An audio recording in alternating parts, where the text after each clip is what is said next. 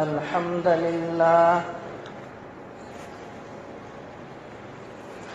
الحمد لله نحمده ونستعينه ونستغفره ونعوذ بالله من شرور أنفسنا ومن سيئات أعمالنا من يهده الله فلا مضل له ومن يضلل فلا هادي له وأشهد أن لا إله إلا الله وأشهد أن محمدا عبده ورسوله يا أيها الذين آمنوا اتقوا الله حق تقاته ولا تموتن إلا وأنتم مسلمون يا أيها الناس اتقوا ربكم الذي خلقكم من نفس واحدة وخلق منها زوجها وبث منهما رجالا كثيرا ونساء واتقوا الله الذي تساءلون به والأرحام إن الله كان عليكم رقيبا يا أيها الذين آمنوا اتقوا الله وقولوا قولا سديدا يصلح لكم أعمالكم ويغفر لكم ذنوبكم ومن يطع الله ورسوله فقد فاز فوزا عظيما أما بعد فإن خير الحديث كتاب الله وخير الهدي هدي محمد صلى الله عليه وسلم وشر الأمور محدثاتها وكل محدثة بدعة وكل بدعة ضلالة وكل ضلالة في النار فقد قال الله تبارك وتعالى في كلامه المجيد والفرقان الحميد فأعوذ بالله من الشيطان الرجيم بسم الله الرحمن الرحيم محمد رسول الله والذين معه على الكفار رحماء بينهم تراهم ركعا سجدا يبتغون فضلا من الله ورضوانا سيماهم في وجوههم من أثر السجود مثلهم في التوراة ومثلهم في الإنجيل وقال الله تبارك وتعالى كلا لا تطعه واسجد واقترب قال رب اشرح لي صدري ويسر لي أمري واحلل عقدة من لساني يفقهوا قولي رب زدني علما رب زدني علما رب زدنا علما سبحانك لا علم لنا إلا ما علمتنا إنك أنت العليم الحكيم لا يكلف الله نفسا إلا وسعها لها ما كسبت وعليها ما اكتسبت ربنا لا تؤاخذنا إن نسينا أو أخطأنا ربنا ولا تحمل علينا إصرا كما حملته على الذين من قبلنا ربنا ولا تحملنا ما لا طاقة لنا به واعف عنا واغفر لنا وارحمنا أنت مولانا فانصرنا على القوم الكافرين محترم حاضرین جمعہ، دینی اور ملی بھائیوں، عزیز دوستو، پردہ نشین اسلامی خواتین، اسلامی میرے ماں اور بہنیں، تمام قسم کی تعریف، حمد و ثنا، کبریائی و بڑائی، بزرگی و عظمت، لائق و سزاوار اس ایک احکم الحاکمین ایک رب العالمین کے لیے جس نے ہم بنین و انسانوں کو یا ہم اس روئے زمین کے اندر تمام بسنے والے انسانوں کو پیدا فرمایا اور پیدا فرمانے کے بعد یہیں بلا چوچو چرا بھٹکتا ہوا راہ پر نہیں چھوڑا، بلکہ ہمارے رہنمائی کے لیے ہمارے رشد و ہدایت کی خاطر 1,24,000 کم و بیش انبیاء کرام کو اس روئے زمین کے اندر مبعوث کیا، اس روئے زمین کے اندر بھیجا۔ تمام کے تمام نبیوں کے اوپر درود ہو، تمام کے تمام رسولوں کے اوپر، اور خصوصاً بالخصوص ہمارے آپ کا آقا جناب محمد الرسول اللہ صلی اللہ علیہ وسلم پر۔ اللہم صلی علی محمد وعلی آل محمد کما صلیت علی ابراہیم وعلی آل ابراہیم انک حمید مجید۔ اللہم بارک علی محمد وعلی آل محمد کما بارکت علی ابراہیم وعلی آل ابراہیم انک حمید مجید۔ محترم سامعین کرام، میں نے خطبہ مسنونہ کے بعد قرآن کریم کی آیت کریمہ تلاوت کی ہے۔ وہ 2 جگہوں سے پڑھی گئی ہے آیت کریمہ۔ پہلے آیت کریمہ جو ہے سورہ فتح کی آخری آیت ہے، اور دوسری آیت جو ہے وہ سورہ علق کی آخری آیت ہے۔ اس مناسبت سے آج میں آپ حضرات کے سامنے گفتگو جو کروں گا وہی میرا موضوع خطابت ہوگا کہ نماز محمدی کیا ہے، محمد الرسول اللہ صلی اللہ علیہ وسلم کا طریقہ کیا ہے، سلف صالحین کا طریقہ کیا ہے، صحابہ کرام کا طریقہ کیا ہے، نبی کریم صلی اللہ علیہ وسلم کا اسوہ کیا ہے، نبی کریم صلی اللہ علیہ وسلم کا نمونہ ہمارا آپ کے لیے کیا ہے نماز میں۔ جیسا کہ آپ حضرات کے سامنے میں مسلسل ترتیب وار قسط با قسط گفتگو کر رہا ہوں نماز محمدی کے تعلق سے۔ انشاءاللہ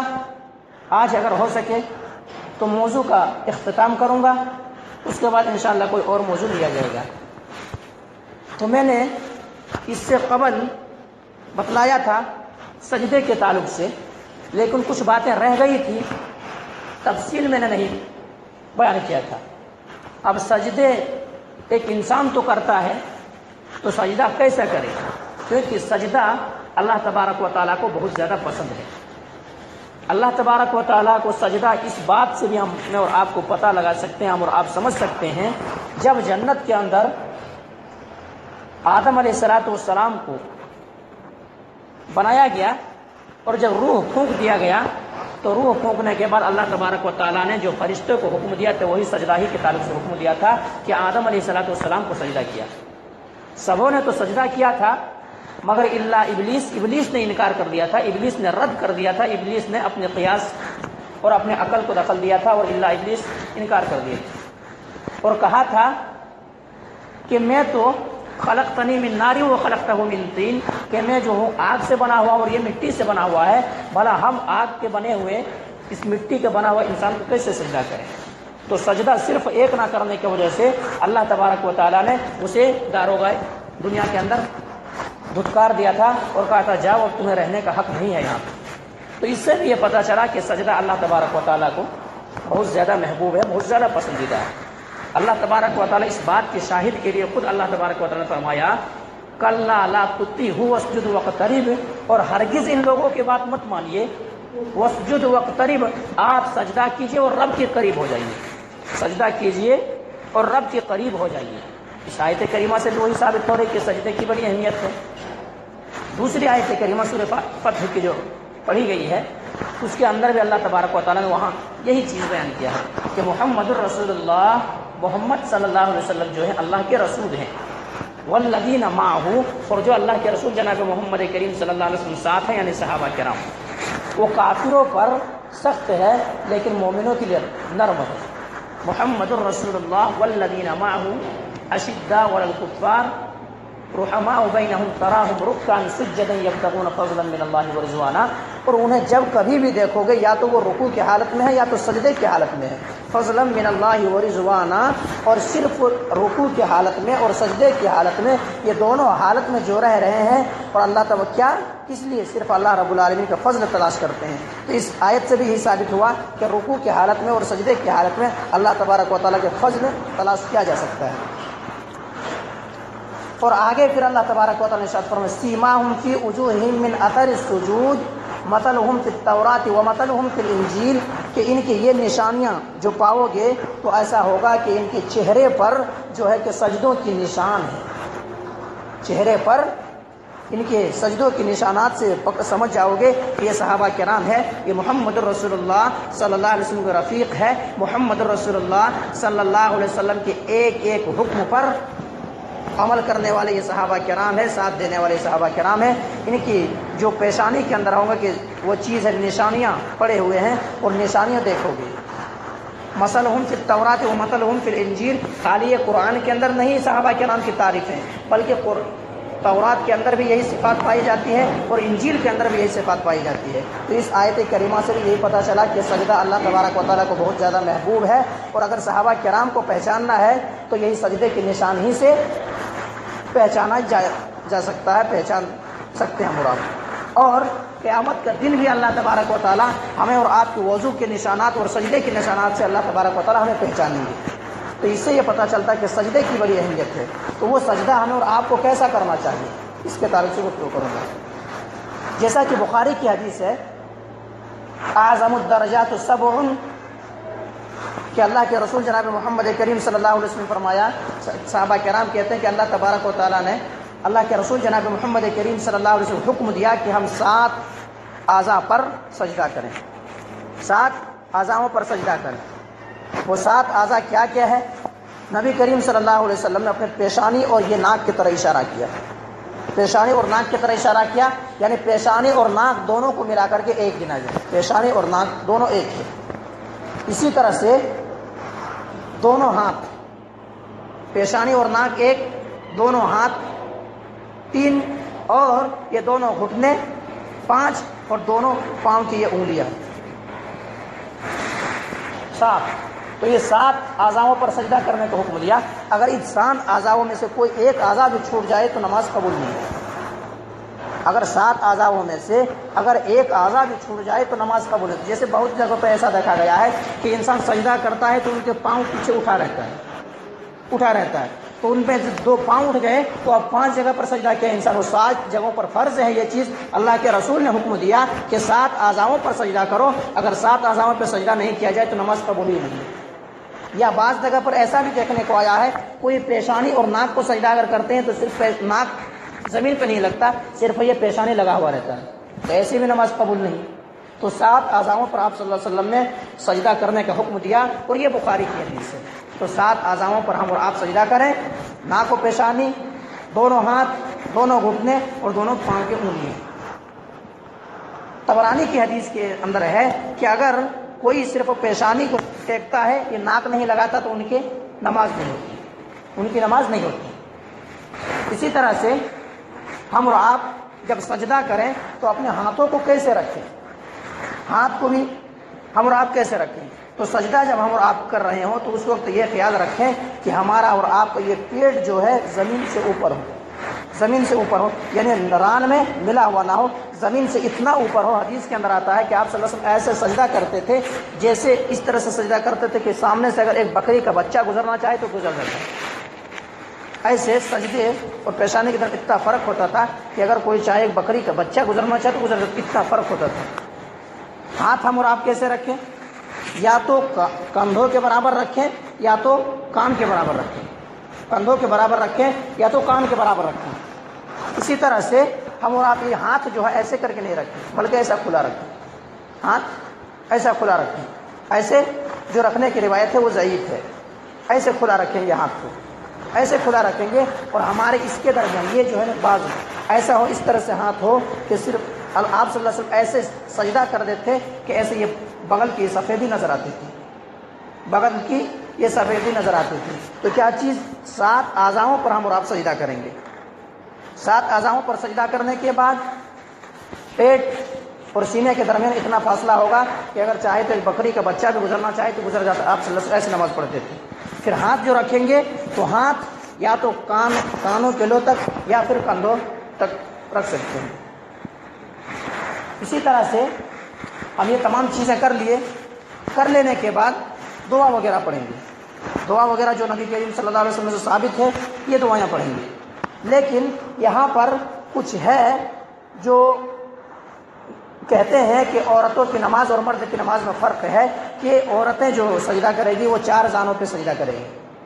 4 زانوں پہ سجدہ کرے گی، اور مرد کا الگ سجدہ ہے۔ لیکن میں بتلاتا چلوں کہ عورت کا نماز اور مرد کی نماز میں کوئی ڈفرینس نہیں، کوئی فرق نہیں، کوئی تبدیلی نہیں ہے، دونوں کی نماز سیم ہے۔ اگر عورتیں سینے پر ہاتھ باندھے گی تو مرد بھی سونے پر ہاتھ باندھے گا، اگر عورتیں رفع الیدین کرے گی تو مرد بھی رفع الیدین کرے گا۔ اگر ہر کہیں بھی کوئی ایسا نہیں ہے مسئلہ جس میں نماز میں عورتوں کا الگ ہو اور مرد کا الگ ہو، بلکہ کتاب ہی لکھا جاتا ہے کہ مرد کی نماز یہ ہے اور عورتوں کا نماز یہ ہے۔ اور کہا جاتا ہے، وہ بعض جو مخالفین ہیں ہمارے وہ بھی کہتے ہیں کہ عورتیں جب نماز پڑھے تو عورتیں سینے پر ہاتھ باندھیں، عورتیں جو نماز پڑھے وہ سینے پہ ہاتھ باندھے، اور مرد جو پڑھے وہ زیر ناف باندھے۔ حالانکہ یہ فرق کہیں پر نہیں ہے، یہ فرق کہیں پر نہیں ہے،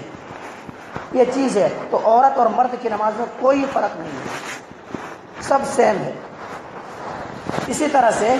جب ہم اور آپ وہ سجدے میں گئے، سجدے میں جانے کے بعد یہ سارے چیزیں جو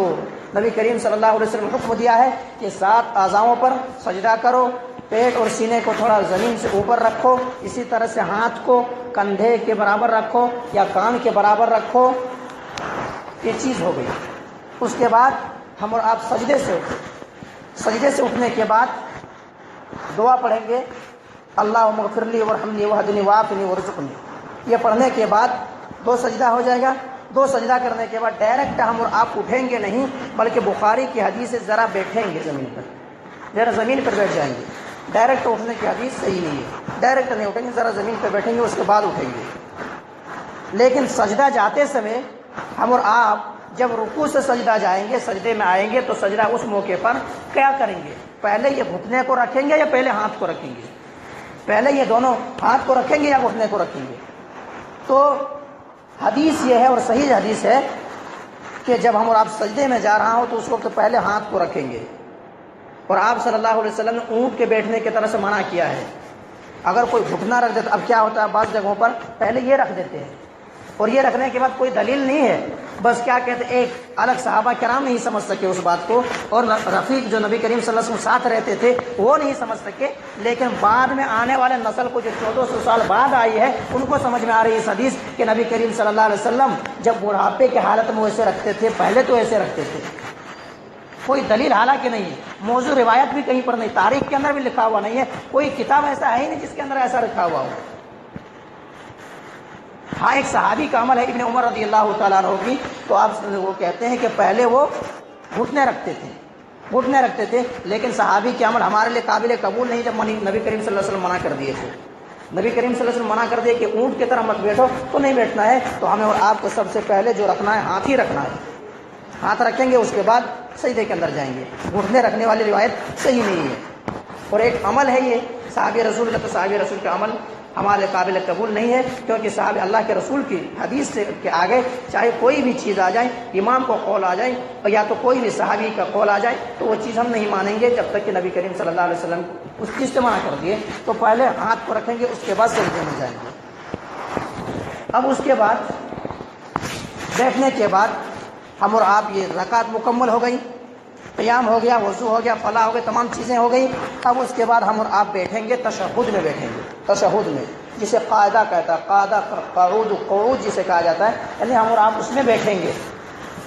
تو بیٹھیں گے تو اس میں کیا کیا جائے گا، اس میں کون کون سی دعائیں ہیں جو دعا پڑھا جا سکتا ہے؟ نبی کریم صلی اللہ علیہ وسلم سے کون کون دعا ثابت ہے جو پڑھتے تھے آپ صلی اللہ علیہ وسلم؟ تو راوی حدیث حضرت عبداللہ بن مسعود رضی اللہ تعالیٰ عنہ، وہ کہتے ہیں کہ پہلے ہم جو نماز پڑھتے تھے تو نماز پڑھتے تھے، کوئی آتا تھا تو ان کو سلام بھی کر لیتے تھے، کوئی آتے تھے ان کو سلام بھی کر لیتے تھے، یا کسی کو اوپر سلام وہ بھیجنا رہتا تھا تو ڈائریکٹ ان کے نام لے کر کے سلام بھیجتے تھے۔ تو نبی کریم صلی اللہ علیہ وسلم اس سے منع کر دیا کہ اس طرح سے نہیں، بلکہ یہ چیز پڑھو، التحیات للہ والصلوات والطیبات السلام علیک ایھا النبی ورحمۃ اللہ وبرکاتہ، السلام علینا وعلی عباد اللہ الصالحین، اشہد ان لا الہ الا اللہ واشہد ان محمدا عبدہ ورسولہ۔ یہ پڑھا کرو۔ کیا مطلب اس کے؟ التحیات للہ والصلوات، میری مالی عبادتیں، بدنی عبادتیں، زبانی عبادتیں، تمام عبادتیں اللہ رب العالمین کے لیے۔ التحیات للہ والصلوات والطیبات والسلام علیک، اے نبی آپ پر سلام ہو، اور آپ کے اوپر اللہ تبارک و تعالیٰ رحمت و برکت کا بارش نازل فرمائے، رحمت و برکت نازل کرے آپ کے اوپر۔ السلام علیکہ، ہم پر سلام ہو، وعلی عباد اللہ الصالحین، اور اللہ کے تمام نیک بندوں پر سلام ہو۔ اس کا ترجمہ یہ ہے، قولی عبادتیں، بدنی عبادتیں، مالی عبادتیں، تمام عبادتیں جو ہے اللہ رب العالمین کے لیے ہے۔ اے محمد صلی اللہ علیہ وسلم، آپ پر سلام ہو اور آپ پر رحمت نازل ہو، برکت نازل ہو، اور ہم پر سلام ہو اور اللہ کے تمام نیک جو بندے ہیں ان پر سلام ہو۔ اشہد اللہ الہ الا اللہ، اے اللہ میں گواہی دیتا ہوں کہ محمد صلی اللہ علیہ وسلم کے سوا کوئی معبود نہیں، واشہد ان محمد عبدہ ورسولہ، اور محمد صلی اللہ علیہ وسلم اللہ کے بندے اور رسول ہیں۔ یہ چیز پڑھیں گے۔ جو یہ چیز کہہ لیتے ہیں کہ السلام علیکہ ایھا النبی ورحمۃ اللہ وبرکاتہ، السلام علینا وعلی عباد اللہ الصالحین، تو دیکھیے اسلام ایسا ہے کہ اسلام صرف اپنے تعلق سے سوچنے کے تعلق سے نہیں کہا گیا، یہ بات حکمت کی باتیں ہیں، ذرا سمجھیے یہاں پر۔ اسلام جو ہے صرف اپنے تعلق سے سوچنے کو نہیں کہا گیا، اگر اپنے تعلق سے سوچنے کو کہا جاتا تو السلام علیکہ کہہ کر کے بات ختم ہو جاتی تھی۔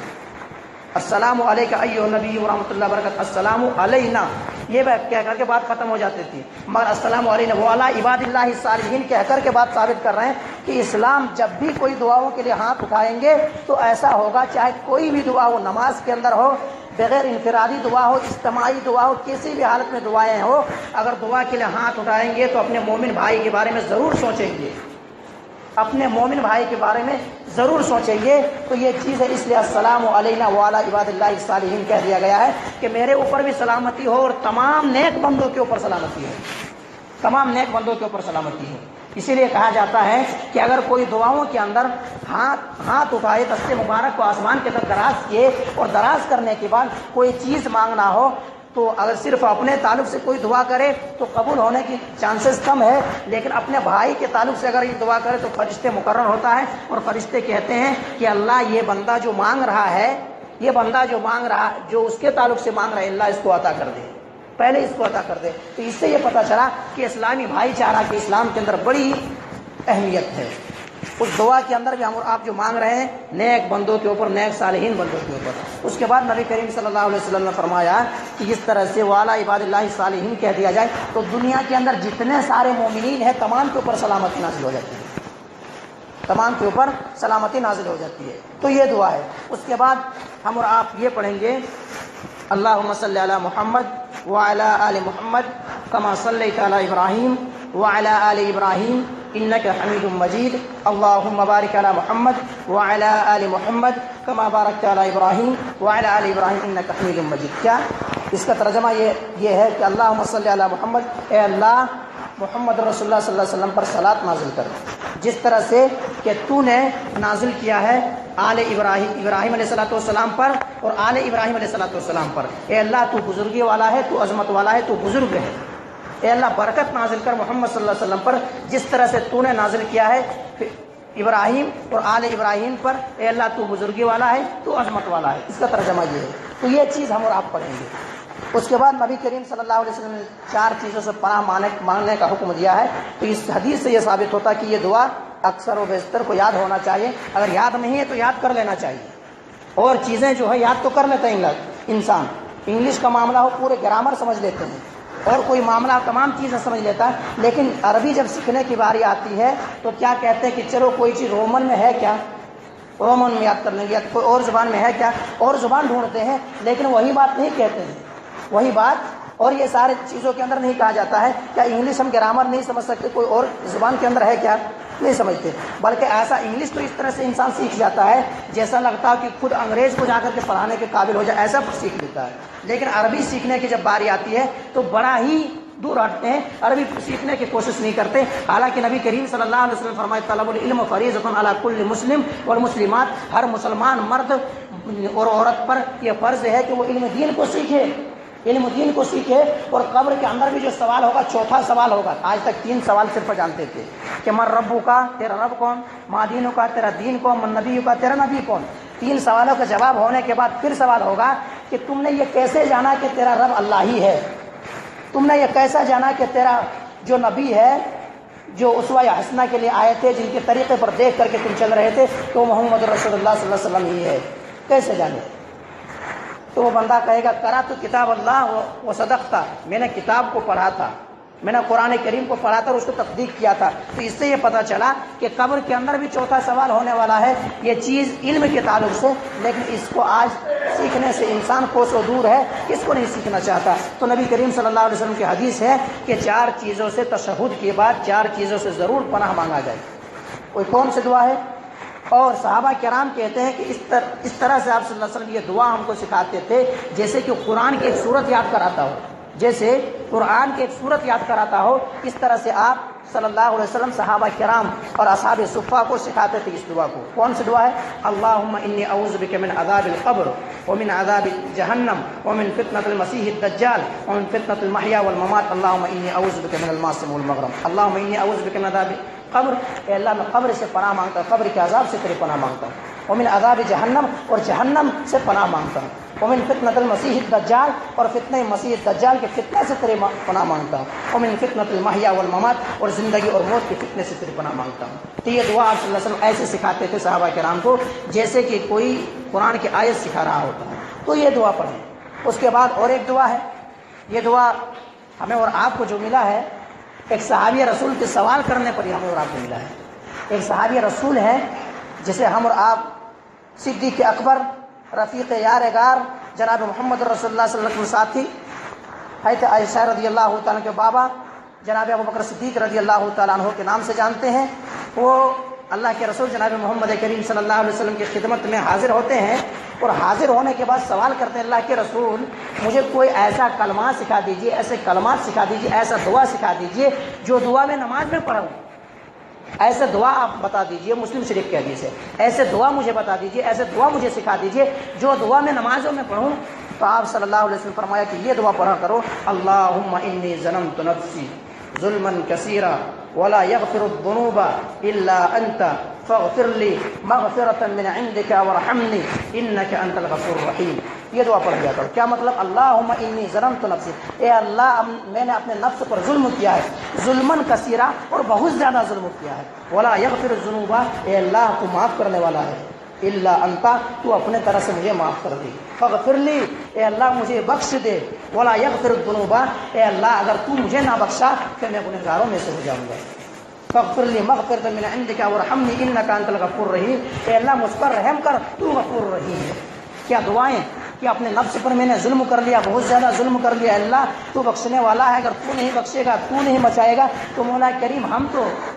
پھر ضلالت اٹھانے والوں میں سے ہو جائیں گے، خسارہ اٹھانے والوں میں سے ہو جائیں گے، اس لیے اللہ مجھ پر رحم کر اور اپنے طرف سے مجھے معاف کر دے۔ تو یہ دعا ہے، یہ دعا پڑھیں۔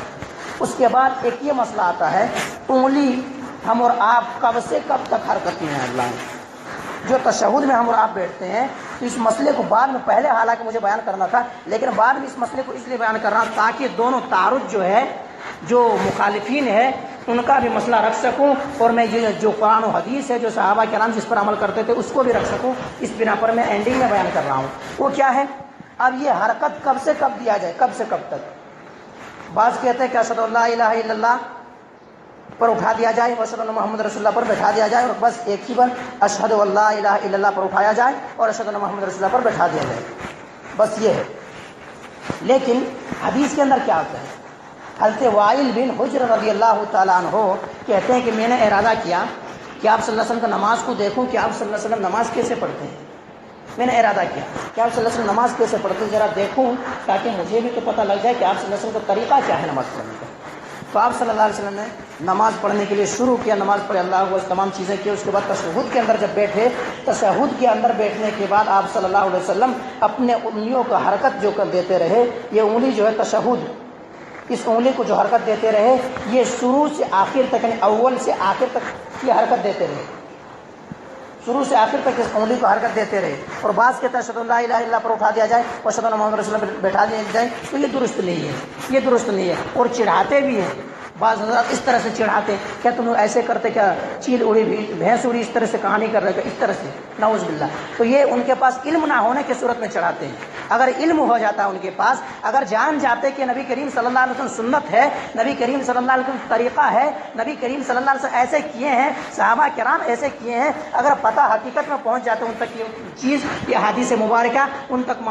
پہنچ جاتا تو وہ انسان ضرور عمل کرتے، یا تو اگر عمل نہ کرتے تو حدیث کی مخالفت تو نہیں جاتے، حدیث پر مذاق تو نہیں اڑاتے، لیکن اس طرح سے بھی مذاق اڑایا جاتا ہے کہ اس طرح سے جو کرتے رہے تو اس کا مطلب کیا، چیل اڑی بھینس اڑی، جو کہانی بچے کھیلتے ہیں وہی ہے کیا؟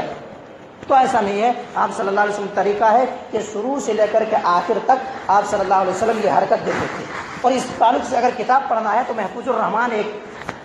الرحمان مئو کے رہنے والے ہیں، ان کے تعلق سے ایک کتاب ہی لکھی ہے، ہمارے لائبریری کے اندر موجود ہے اردو زبان کے اندر۔ اگر کوئی پورے تفصیل پڑھنا چاہے، پورے تفصیل جاننا چاہے تو پڑھیں، جو چیز سمجھ میں نہ آ رہا ہو وہ چیز آ کر کے سمجھنے کی کوشش کریں، سمجھانے کی 1000 مرتبہ کوشش کروں گا۔ تو یہ شروع سے آخر تک حرکت دینا ہے، اشہد ان لا الہ الا اللہ پر نہیں، بلکہ شروع سے اول تا آخر تک یہ دینا ہے۔ اور کیوں دینا، حکمت بھی بیان کیا ہے وہاں پر، جو ہے محفوظ الرحمان مبارک پوری، وہاں پر حکمت بیان کی ہے کہ یہ ہلانے کا مسئلہ یہ ہوتا ہے کہ شیطان کو چوٹ پہنچتا ہے،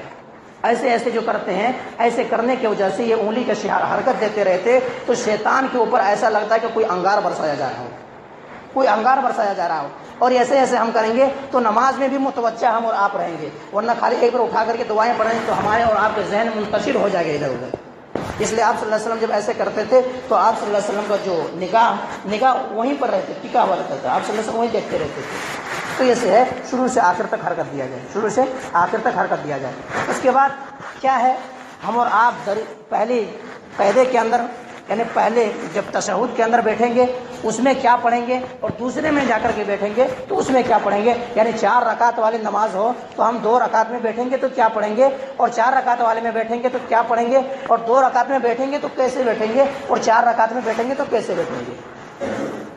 تو 2 رکعت میں جب ہمیں اور آپ کو بیٹھنا ہو تو ہم اور آپ کیا کریں گے،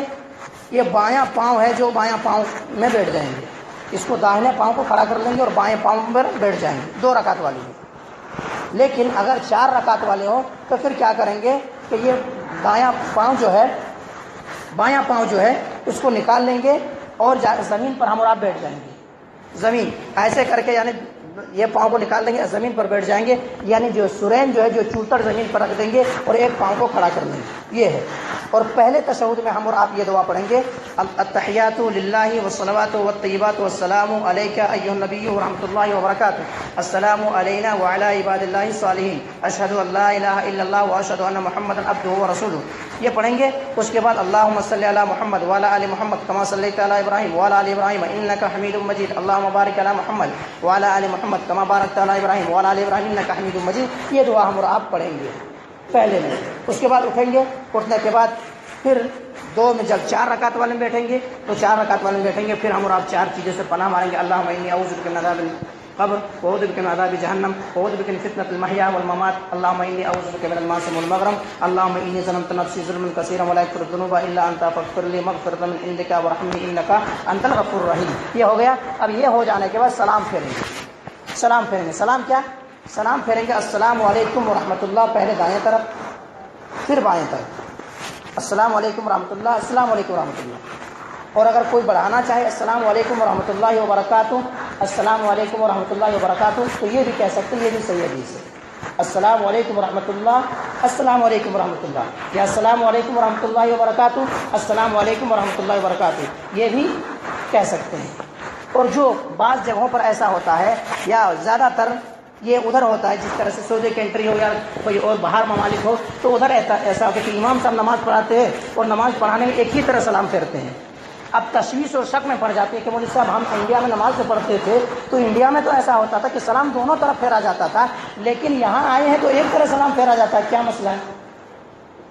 اور میرے پاس ایسا مسئلہ آیا آلریڈی، ایک عمان گئے ہوئے تھے تو وہاں جو گئے تو وہاں جا کر کے سلام، جو نماز جو پڑھ رہے ایک ہی طرح سلام پھیرتے، ایک ہی طرح سلام پھیرتے۔ تو ایک طرح سلام پھیرنے کے تعلق سے کیا ہے، تو ایک طرح سلام پھیرنے کی جتنے ساری روایات ہیں، جتنے سارے احادیث ہیں، ابو داؤد کے اندر موجود ہے، دیکھ سکتے ہیں کہ ابو داؤد جتنے سارے احادیث ہے، اما عائشہ رضی اللہ عنہ راویہ ہے، حضرت سلمہ بن اکوع رضی اللہ عنہ راویہ ہے، یہ دونوں ہے، اور دونوں حدیث ضعیف ہے۔ ایک طرح سلام پھیرنے والے جو روایت ہے وہ ضعیف ہے، اس لیے سلام جو پھیرا جائے دونوں ہی طرح سلام پھیرا جائے۔ یہ نماز کے پورے مکمل طریقہ ہو گیا، آپ حضرات کے سامنے بتا دیا گیا، بس اس کے اوپر عمل کرنا ہے، اس کو ایک ایک اگر یاد نہیں ہے تو یاد کرنا ہے، جیسے کہ اور کتابوں کو سیکھنے کے لیے اور سارے علوم سیکھنے کے لیے ہم اور آپ اگر ٹیچر سے بات سمجھ میں نہیں آتی ہے تو جا کر کے ایسے جا کر کے ہم کیا کرتے ہیں، ٹیوشن بھی پڑھتے ہیں جا کر کے اور محنت کرتے ہیں کہ یہ چیز ہمیں سمجھ میں نہیں آ رہی ہے، یہ چیز تھوڑا سمجھانے والے جو ٹیچر ملا ہے کمزور ملے، چلو دوسرے سے بھی سیکھ لیں گے، ایسے سیکھنے کی کوشش کرتے ہیں۔ لیکن نماز کے معاملے میں آئے،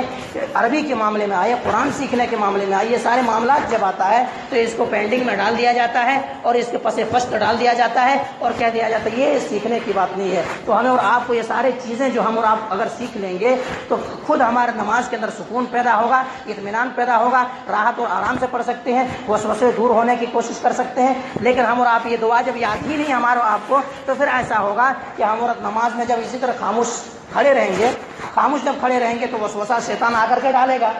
وسوسہ ڈالے گا اور ڈالنے کے بعد ہمارے نماز کے اندر خلل پیدا ہو جائے گی، اور جو خشوع و خضوع نماز کے اندر ہوتا ہے وہ ہم اور آپ نہیں کر سکتے۔ اس لیے ہم اور آپ ایک ہی بات دیگر سیکھنے کی کوشش کریں، ایک ہی بات دیگر سیکھنے کی کوشش کریں۔ کیا یہ دعا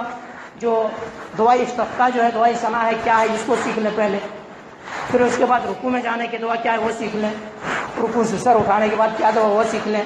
اس کے بعد دونوں سجدے کے درمیان کیا دعا ہے وہ سیکھ لیں،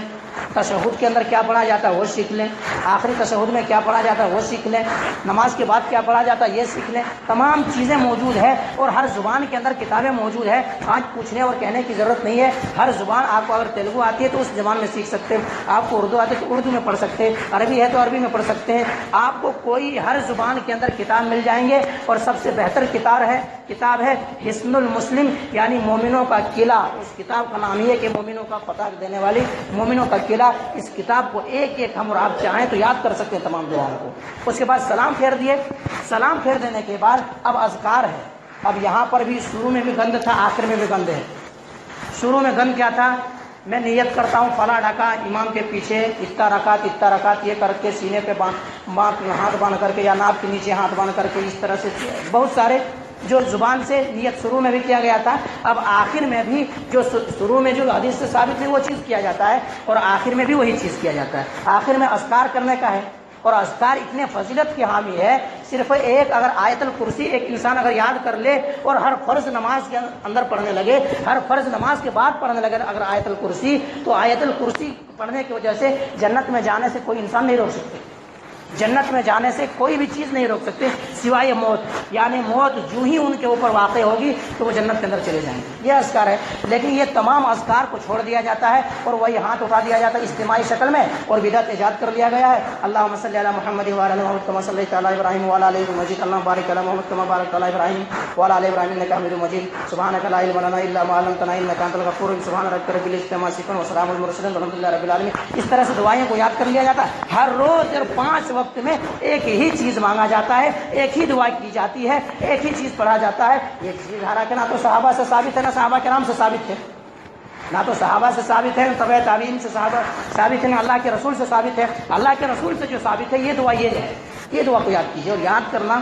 اللہم استغفر اللہ استغفر اللہ استغفر اللہ، اللہم انت السلام ومنک السلام تبارکت یا ذا الجلال والاکرام، رب انی علی ذکرک وشکرک وحسن عبادتک، لا الہ الا اللہ وحدہ لا شریک لہ، لہ الملک وله الحمد وهو على كل شيء قدیر، اللہم لا مانع لما اعطیت ولا معطی لما منعت ولا ينفع ذا الجد منك الجد، اللہ لا الہ الا هو الحی القیوم لا تأخذه سنة ولا نوم، له ما في السماوات وما في الأرض، من ذا الذي يشفع عنده إلا بإذنه، يعلم ما بين أيديهم وما خلفهم ولا يحيطون بشيء من علمه إلا بما شاء، وسع كرسيه السماوات والأرض ولا يؤوده حفظهما وهو العلي العظيم۔ کم سے کم اتنا دعا نماز کے بعد پڑھنا ہے۔ اس کے بعد اور اذکار تو بہت سارے ہیں، بسم اللہ لا یضر مع اسمہ شیء فی الارض ولا فی السماء وهو السمیع العلیم، قل هو اللہ احد قل اعوذ برب الفلق قل اعوذ برب الناس، یہ سارے دعائیں ہیں۔ اس کے بعد درود شریف ہے، اللہم صلی 10 مرتبہ، سبحان اللہ بحمدہ سبحان اللہ العظیم، جتنے سارے اذکار کر سکتے ہیں، لیکن کم سے کم جو دعا میں نے پڑھا یہ دعا تو کم سے کم یاد کرنا چاہیے ہر انسان کو، ہر زبان کے اندر یہ چیز موجود ہے۔ ایک دن میں سمجھ میں نہیں آئے، دوسرے دن میں سمجھیں گے، تیسرے دن میں سمجھیں گے، چوتھے دن میں یاد کریں گے، پورے ایک دعائیں یاد جب ہو جائے گی کسی انسان کو تو نماز پڑھنے میں جذبہ تھوڑا پیدا ہوگا، شوق پیدا ہوگا اور نماز ذرا چھوٹی کا احساس ہوگا۔ اور جب انسان کو دعائیں نہیں آتا، صرف فاتحہ ہی نہیں آتا، کوئی اور چیز جانتے ہی نہیں، تو اس کے نماز کے اندر وہ چیز وہ خوبی نہیں پائی جاتی ہے۔